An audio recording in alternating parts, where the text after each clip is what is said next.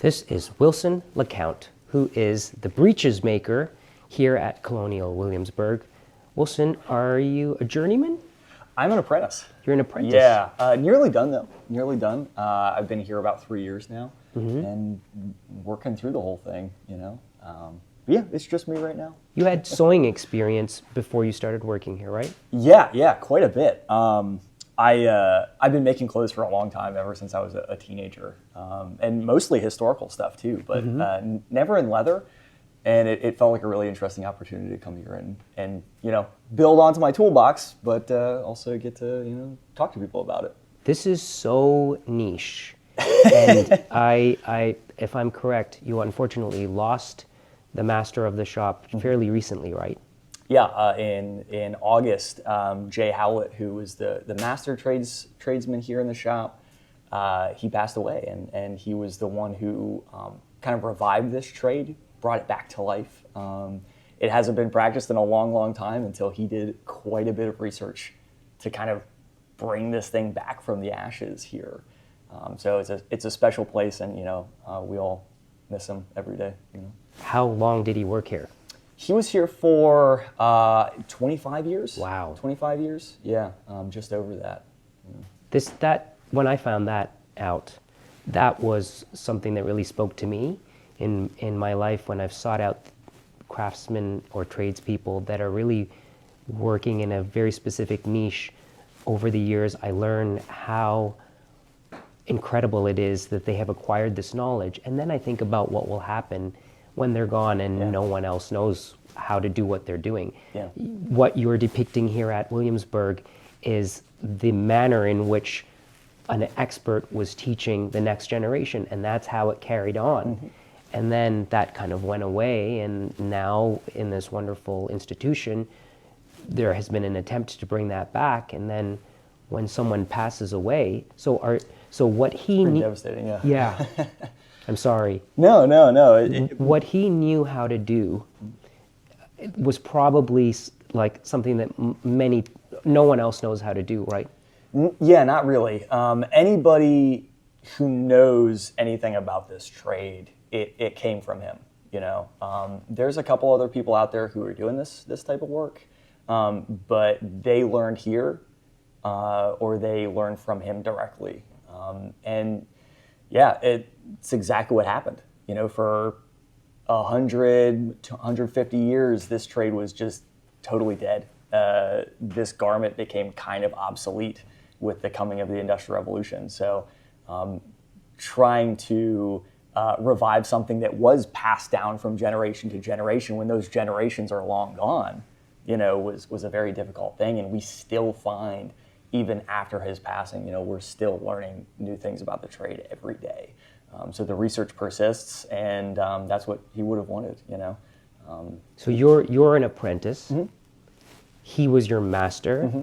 When you don't have your master, how do you go from apprentice to journeyman to, like, there's no one to look at the work and say this is wrong or no, like, how does that feel on you as, like, the responsibility you have to now keep this going? And it's an interesting responsibility, but thankfully, you know, at Williamsburg we all go through these apprenticeships through a curriculum, and that curriculum is written down. It is established when I came in here, so I have everything that I know I need to do.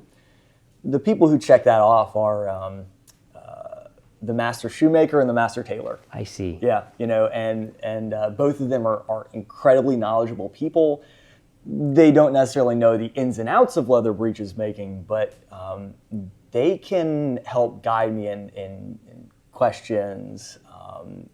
The master tailor obviously knows what a good fit is, you know? And it's a community effort, really. And a lot of people here have been very, very gracious with that and helping me along through everything. But unfortunately, a lot of it is self-guided right now, so it's a lot of just, you know, persevering on, I guess. Why don't you tell us what you're doing now, Wilson? So I am attaching 2 pieces of leather. Each piece is actually 2 layers. Oh, wow. And I'm stitching them together using a Glover's needle, a faceted triangular tipped needle. that's going to really easily pierce through Yep. that really dense, heavy material without much challenge. So the breeches, are they entirely hand sewn? They are entirely hand sewn. Here in the 1770s, we won't have a really good patented working sewing machine for another 75, 80 years.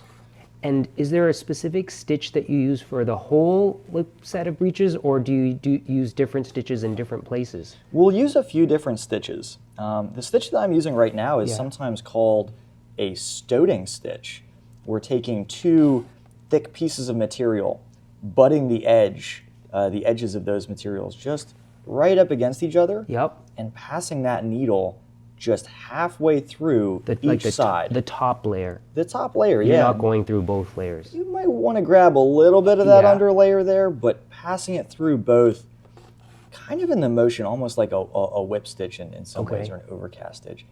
But we're just joining those pieces so that when you look on the other side, Yeah. it should be a flush seam, right? There shouldn't be any bulky seam allowance there. What's the outside and what's the inside? This is the inside of the breeches? This is the outside right here. Oh, this- yeah, this is the oh. outside. So what we're then going to do is we're going to use a stitch that's sometimes called a fair stitch, Yeah. or a double back stitch, and then we're going to seal that little canyon right there Wow. on the outside, and this is going to also add a little bit of decoration. So this on the inside, it's a little bit of coarse utilitarian stitching, Yep. nothing too fancy. On the outside, that's where we're going to add a little bit of fine Decorative. work. Yeah. Wow. I mean, sewing leather by hand seems like such a real skill on its own, because these have to really hold up, Oh, right? absolutely. Why don't you tell us a little bit about leather breeches and how they were used in this time period? Yeah, these really do have to hold up. We're building these to be the toughest garment in your wardrobe, which is what leather breeches are. This is utilitarian. It's very functional. It's very durable. Wealthy men wore them a lot for horseback riding, sporting, hunting. Working men wore them day to day, working in the farm fields and the trade shops.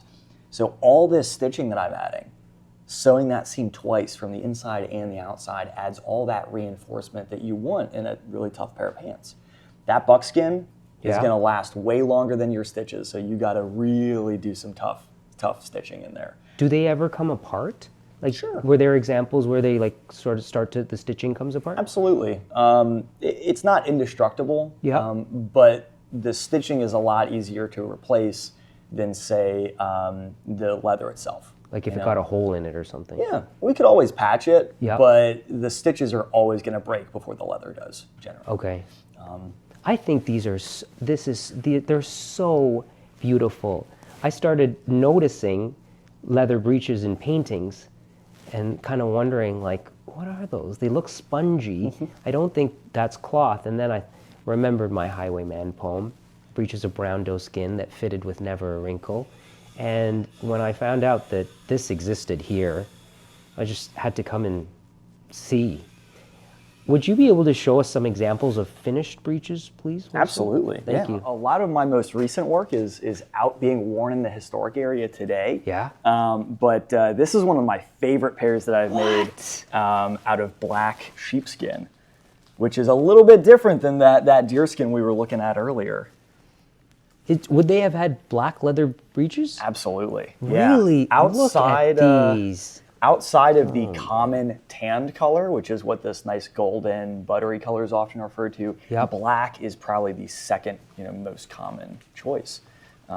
This was often worn by working men if they're trying to obscure lots of staining on these things from day-to-day wear. I see. But we also see men purchasing black leather breeches for their morning attire, clergymen wearing these for horseback riding, things like that. Really? Yeah, absolutely. Is this lined or is this the leather? This is lined in leather. So the fall here has a second layer behind it. But that is the back side of the leather there, nice and soft and fuzzy. Look at all of this hand stitching. I just keep saying the same thing because I just can't get over it. They're so beautiful. Thank you. This is the thing. It's like I in these paintings and in the books on historic clothing where there's like things in detail, it's so beautiful, not only on the outside, but on the inside as well. Like you open it up and it's equally as compelling on the inside. Look at these buttons. These are leather covered buttons. Yeah, and what's the base underneath here? They're bone underneath there, or horn. A lot of the originals feature horn molds on the inside of these buttons covered up in leather. So you have a piece of horn with a hole in it? Yeah, and there's actually, if you unbutton it here, and you'll even see a little metal shank in there. These horn buttons have that wire shank basically inserted through a hole or two holes and peened down so you can more easily attach it to the garment. Beautiful. And the work here, it's specialized. If you were to go ask me to make a pair of fabric breeches, I don't think my work would be as clean. Look at that. That's why we focus on our own individual things. And sometimes you'll find on these things that the work can be beautiful and it can be intricate, but these tradespeople were also paid based on how much they could produce. They are cutting corners in places where they know is not going to be seen. I see. They're often doing some very fine decorative work in here, in the front, on the garters where you're going to see all that fine top stitching. But then on the inside, they will sometimes get a little sloppy with it. Really? As long as it holds together, it's okay. Did you make these? I did, yeah. Wow. How long would it take for you to, like if you were in the time period, sitting on and you do all your work sitting cross-legged? Sitting cross-legged on the counter, absolutely. Using the light of the window. So it's about 2 days of work.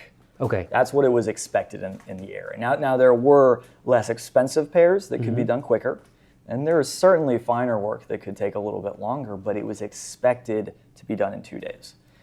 If you paired up with a buddy though, say I make one leg, you make the other leg, we can cut that time in half. One breeches maker in London claimed you could order a pair in the afternoon and they'd be ready by noon the next day. Pretty quick work when you only do that one thing. Right. And all hand sewn. All hand sewn, yeah. But developing those techniques and using the right tools is really important. You may have noticed I was using a thimble on my finger. That allows for a lot of efficiency and speed in the work. That glover's needle really slides through the leather without much of a problem. But it is really muscle memory and repetition that builds that speed. Beautiful.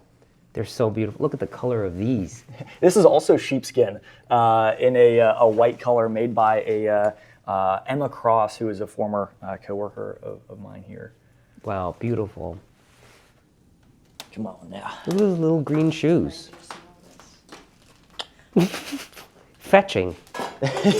Yeah, these were made by Nicole, the journeyman shoemaker. Really? Yeah, she made these for me. Nice. So today, who do you make leather breeches for? Like when you're in here making breeches, where do they go? For my coworkers. Really? Yeah, pretty much everything I make goes out to our coworkers. The pair I'm working on right now is going to one of our actors who portrays the Marquis de Lafayette. He does a lot of horseback riding, and this is absolutely necessary for that riding. Wow. But I've made pairs for brickmakers and blacksmiths, coopers, all sorts of people here. It's a lot of the tradesmen mostly. Wow. So a blacksmith would also be wearing leather breeches? Oh, absolutely. And they must get filthy. Oh, for sure. And there's a couple things you can do about that. The period solution is to cover the stains. Yeah. Washing them is totally possible, but you can't boil the thing, So covering nastiness and stains using dye or pigments like yellow ochre or white lead was often a way to obscure some of that nastiness. Wow. Yeah. And they must, when you're just covering it up, I wonder what they smell like. Thankfully, I've never had too much of a problem with it. I've heard this type of leather has quite a bit of antimicrobial properties, a lot like wool. Really? They can go without being washed for a lot longer than things like linens, cottons, or silks. And they'll feel a little oily, but most folks don't notice a bad smell. Mm-hmm. Thankfully, as long as you're washing your undergarments, this stuff, after every wear, I think you'll be mostly set. Wow. Well, Wilson, it has been so fascinating to visit you in your shop and to learn about your trade. And I'm just so inspired. I'm so inspired by what everyone does here at Colonial Williamsburg. I think I was a historic interpreter for 10 summers. Yeah. And I know what it feels like to be in your position. I think the trades department here at Williamsburg is one of the, a great shining light here, because I think it's able to remind people that their hands are capable of amazing things, and people come in and say, I can't imagine doing this type of sewing. I can't imagine making a garment. And, you asked me that 15 years ago, I'd probably say the same thing. You often don't know you're capable of something until you're exposed to it.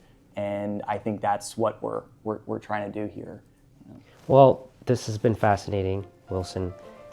It's great talking with you, Rajiv. Likewise, I'm so inspired, and I just think what you're doing is so beautiful. You're making such a utilitarian thing that is like a work of art. Oh, I mean, even when you. they're hanging up. Thank you. Oh, well, thanks for coming by. I really appreciate you sharing this with the world. Thanks.